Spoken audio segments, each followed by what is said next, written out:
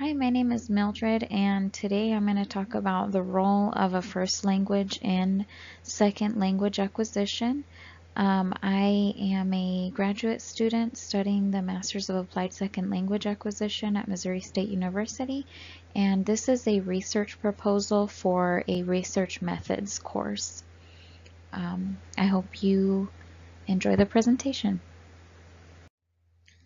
So the role of a first language in a second language classroom setting has been one that has actually faced many controversies and changes throughout the years.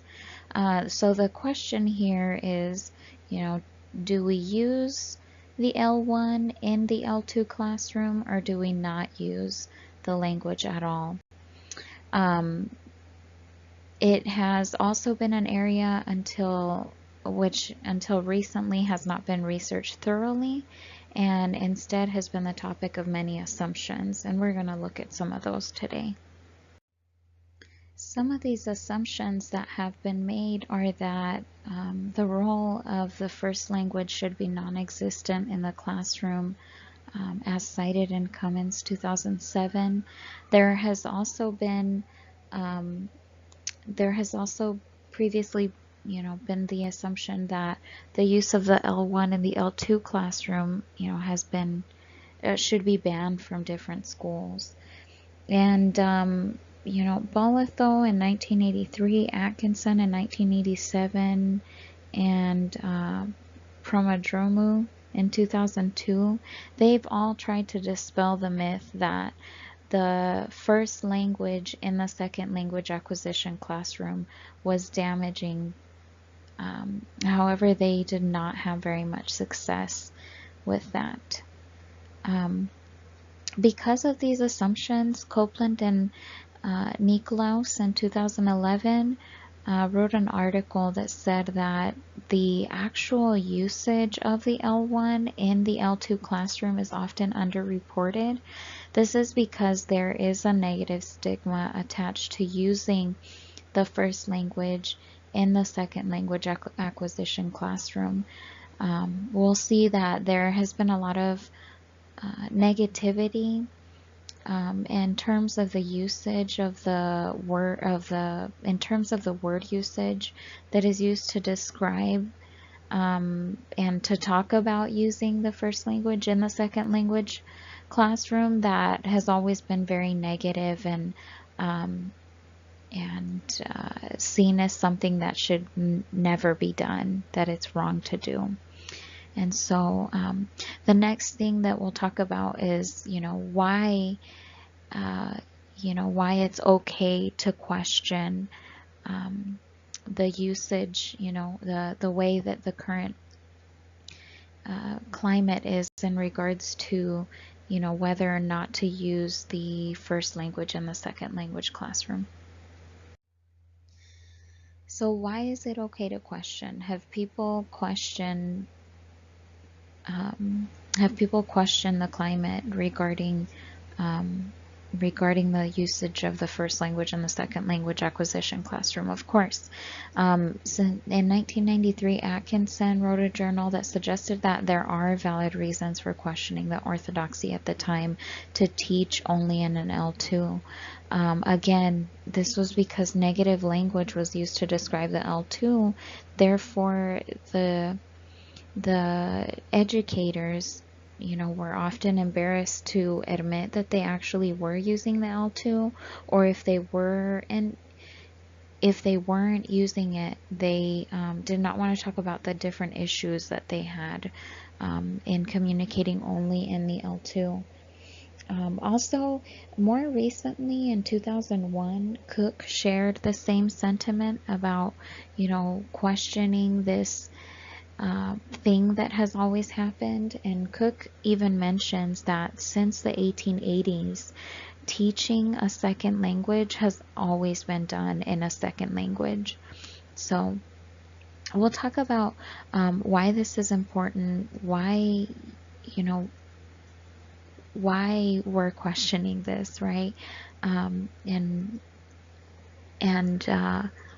why it's important to question this in terms of how can it improve second language acquisition for students.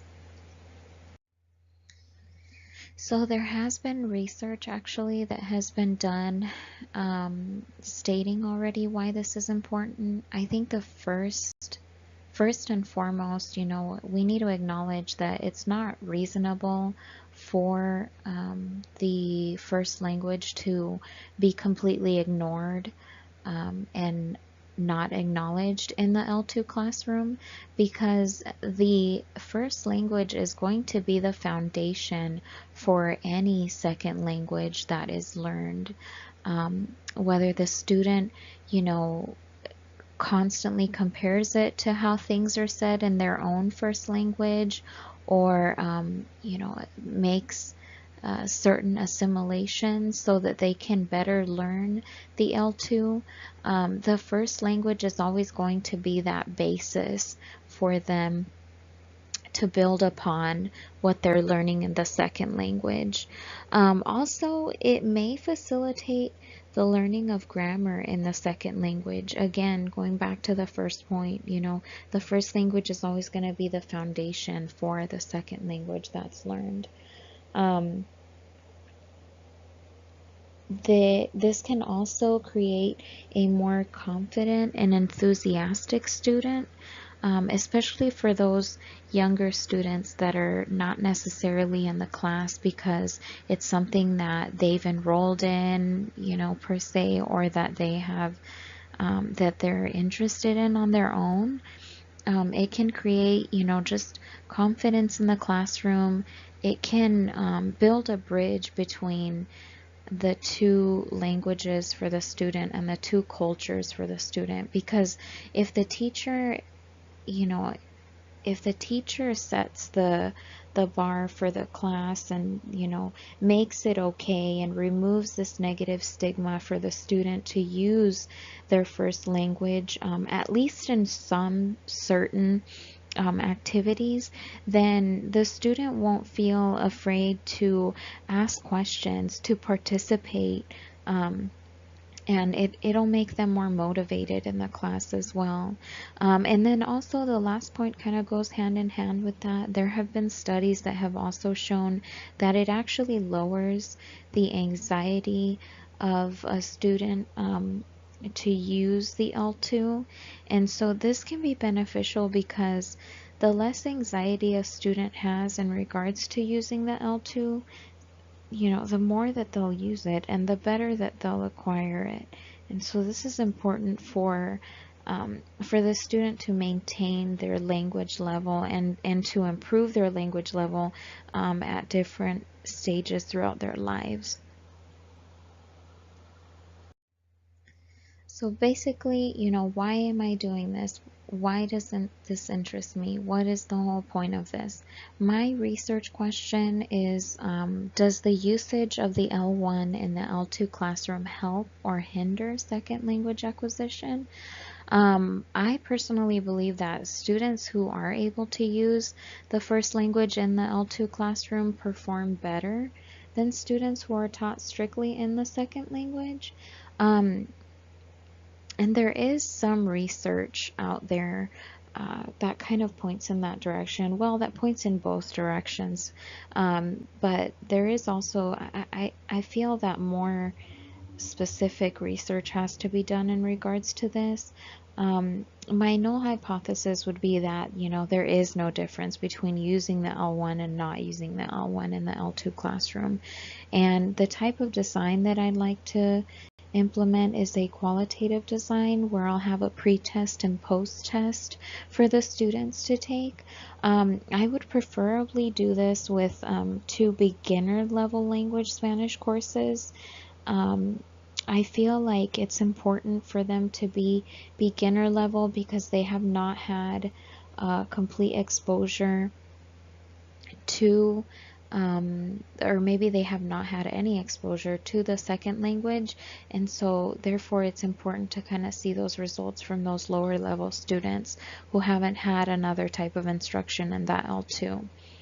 And the independent variable would be, the integration and exposure to an L1 in the L2 classroom, and the dependent variable would be the degree of hindrance or advancement of L2 measured by the pre and post tests. All right, here is a list of my references in the different articles that were cited and just different articles that information from.